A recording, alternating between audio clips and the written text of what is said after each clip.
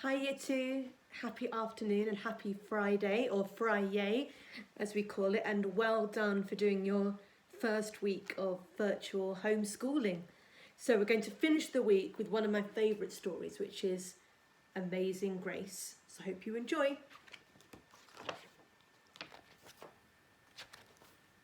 Grace was a girl who loved stories. She didn't mind if they were read to her or told to her or made up in her own head. She didn't care if they were from books, on TV, on a video, or out of Nana's long memory. Grace just loved stories. And after she'd heard them, or sometimes when they were still going on, Grace would act them out, and she always gave herself the most important part. Grace would go into battle as Joan of Arc and wave a wicked web as Anansi the Spider-Man. She hid in the wooden horse in the gates of Troy, and she crossed the Alps with Hannibal and 100 elephants. And she sailed the 7 seas with a peg leg and a parrot. She was Hiawatha sitting by the shining big sea water, and Mowgli in the back garden jungle. But most of all, Grace loved to act pantomimes. She liked to be Dick Whittington turning to hear the bells of London town, or Aladdin rubbing the magic lamp. The best characters were in pantomimes were boys, but Grace played them anyway. When there was no one else around, Grace played all of the parts herself. She was a cast of thousands, and Paw Paw the cat usually helped out. Sometimes she could persuade Ma or Nana to join in when they weren't too busy, and then she was Dr. Grace and their lives were in her hands. One day at school, her teacher said that they were going to do a play of Peter Pan. Grace put up her hand to be Peter Pan. "You can't be called Peter," said Raj. "That's a boy's name." But Grace kept her hand up.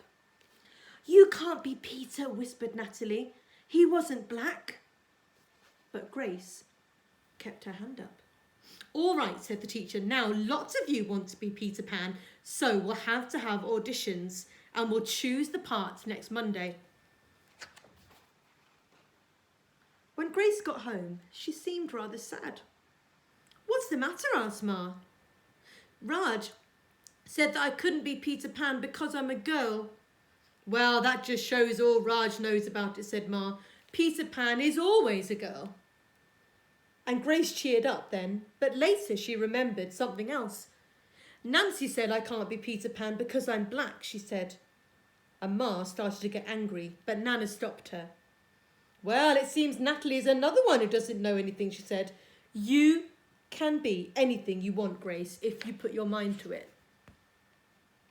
Now the next day was Saturday, and Nana told Grace that they were going out, and in the afternoon they went on the bus and a train and went into town. And Nana took Grace to a grand theatre, and outside it said Rosalie Wilkins in Romeo and Juliet in beautiful sparkling lights. "Are we going to the ballet, Nana?" asked Grace. "We are, honey. I want you to look at these pictures first." And Nana showed Grace some photographs of a beautiful young girl dancer in a tutu. "Stunning new Juliet," it said. "This one is little Rosalie from back home in Trinidad," said Nana. "Her granny and me, we grew up together on the island. She is always asking me, do I want to see her little girl dance? So this time I said yes." After the ballet, Grace played her part of Juliet, dancing around her room in an imaginary tutu. "I can be anything I want," she said.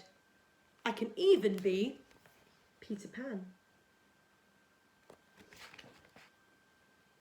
On Monday, they had the auditions, and their teacher let the class vote for the parts.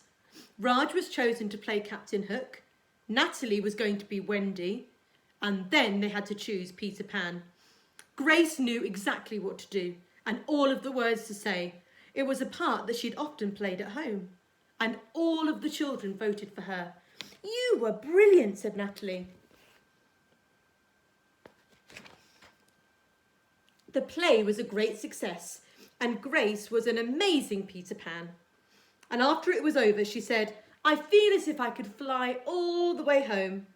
"Well, you probably could," said Ma. "Yes," said Nana. "If Grace puts her mind to it, she can do anything she wants." The end. I hope you enjoyed. Have a lovely weekend.